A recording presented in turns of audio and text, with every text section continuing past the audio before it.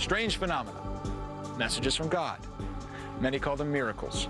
But what might appear to be miraculous on the surface can seemingly disappear upon closer examination.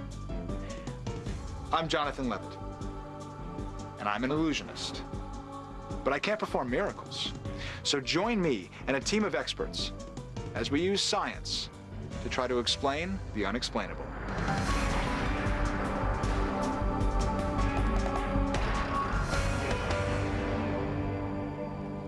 The 1844 novel, The Corsican Brothers, features a pair of extraordinary identical twins. One of the brothers is killed in a duel. At that same moment, the other brother falls from his horse.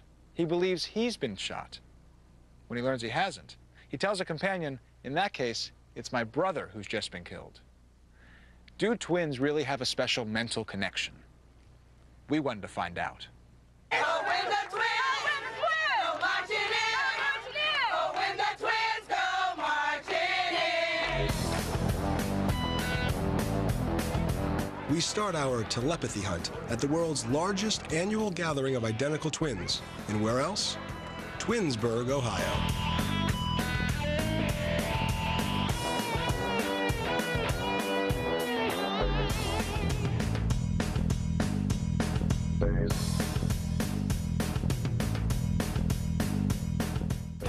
How you doing? How are you? I'm good. Do you always you talk together all the time, don't you? No, I just sometimes happen. Or you're thinking the same thing she's thinking, only you haven't said it. She just says it ahead of you. Sometimes we know what the other one's thinking, I guess. Right? Yes. Nearly 3,000 pairs of twins are here, and their uniqueness goes well beyond their shared resemblance. I spent one night with my leg in pain in the middle of the night, just, hurt all night long. And the next day she called me and told me she broke her ankle.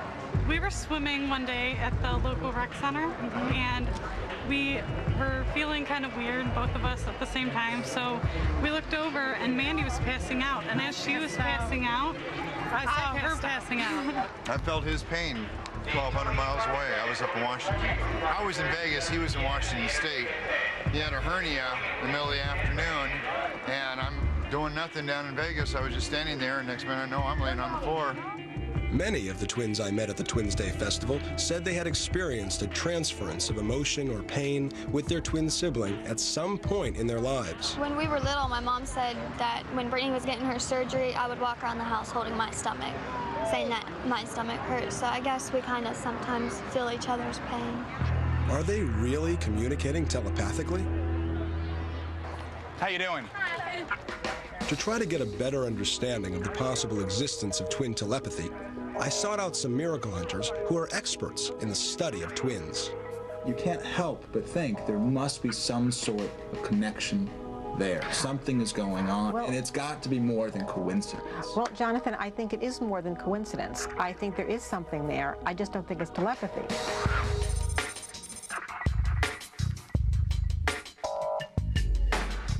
Psychologist Dr. Nancy Siegel has authored a book on the biology of twins.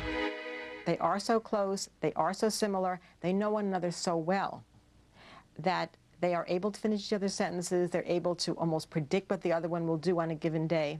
And this has nothing to do with the SP. It has only to do with the fact that they are similar genetically and very close emotionally. You get a lot of taboo reactions in this area.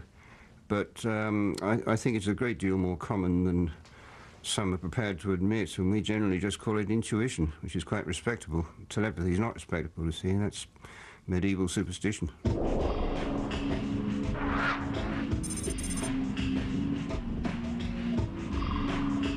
Guy Lyon Playfair has written his own book titled Twin Telepathy. The book covers a quarter-century of research that he's conducted on this unique twin behavior. Over that period of time, Playfair's documented hundreds of stories of telepathic twins. And he believes that the non-science believers need to start taking the idea of testing for twin telepathy seriously. I mean, I find it extraordinary that this is an area which has simply not been researched. I mean, I think I should get a Nobel Prize for something. I mean, there's no competition. So, is it simply genetics, or is something else at work? It's time to put twin telepathy to the test.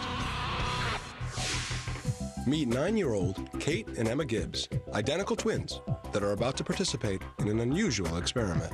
I am a polygraph examiner, or a lie detector. I've spent the last 20-odd years of my life traveling around the world, checking whether people are telling the truth or not in all kinds of situations. At a hotel in London, England, we're hooking Kate Gibbs to a polygraph machine, not because we suspect her of lying. She's being wired up at our request to participate in a high-tech twin telepathy test. In this particular instance, of course, we're not using the polygraph as a lie detector. Because the polygraph machine is sensitive enough to detect lies by measuring breathing, galvanic skin response, and heart pulse activity, it may also be an effective tool to detect telepathy between two subjects in different locations. I'm going to put some air in your arm now. This is the 8th time that Jeremy Barrett will be using the polygraph to test twins for telepathy. Okay. Up one story and down the hall, Kate's identical sister Emma is being prepped to go through a series of tests that will attempt to evoke a strong physical or emotional reaction. Emma's been given no warning as to what tests we'll conduct or when they'll happen. The element of surprise is critical.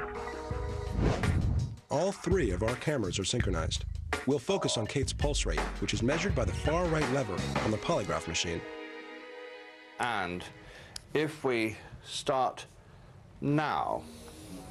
So close your eyes first of all. Okay, are they closed?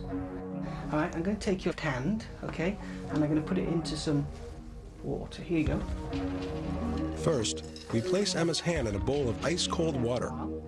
Within moments, Kate's heart rate spikes on the polygraph.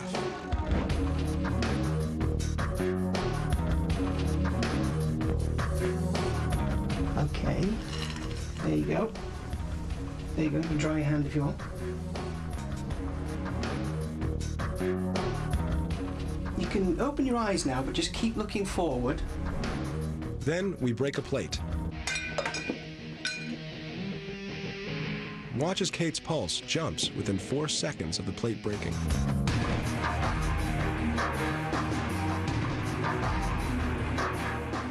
Okay, you've got your eyes open still, yeah? So keep looking forward. Next, a burst of light flashes over Emma's face. In mere seconds, Kate's pulse quickens again.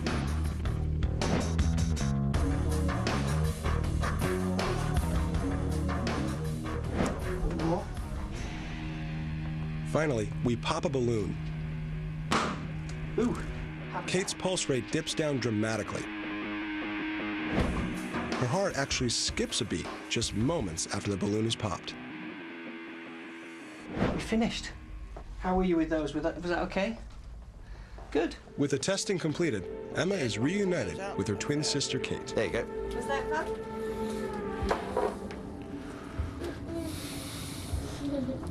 Did you enjoy that? Did you get any readings? Yeah. Things happened. Things happened. Things happened. Drawing on his 20 years of experience conducting polygraph tests, Jeremy Barrett comes to his final conclusion. The thing that makes telepathy happen is discomfort, fear, shock, threat, really. Something was not happening in this room to make her chart change, to make her pulse change. Something was getting to her. And I put it to you that it was her twin who was getting to her telepathically. I mean, I think it's kind of an intriguing finding. Am I going to call it telepathy at this point? No, I'm not. Telepathy exists. It has been proved to exist, and there's absolutely no point in arguing about that. The data are all there. The essence of science is replication, and one needs to do the same experiment with many more pairs and with other investigators. It's interesting, but it's a very, very, very preliminary step if one wants to really sort out any kind of truth to telepathy. So, did we prove the existence of twin telepathy? We gave it a good shot. The polygraph test was impressive, and there's all that compelling twin testimony. But science likes conclusive, quantifiable proof. Will we ever get it? Perhaps. After Jeremy Barrett polygraphs a few more sets of twins. A few thousand, that is.